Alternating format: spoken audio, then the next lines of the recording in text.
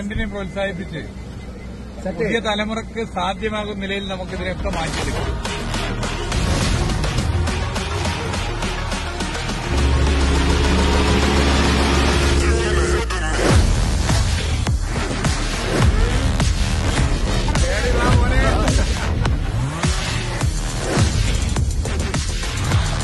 ലക്ഷം off road കോമ്പറ്റീഷനിൽ പങ്കെടുക്കുന്ന മലയാളികളാണ്.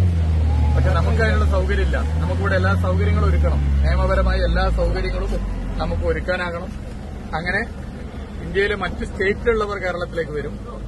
ഇന്ത്യക്ക് പുറത്തുള്ള രാജ്യങ്ങളിലുള്ളവർ കേരളത്തിലേക്ക് വരും. കേരളത്തിൽ ഇതിന്റെ സാധ്യതയുണ്ട്. സാധ്യതയെ എല്ലാ നിയമപരമായ പരിരക്ഷയും നൽകി ഉറപ്പുവരുത്താനുള്ള സൗകര്യങ്ങൾ ഒരുക്കും.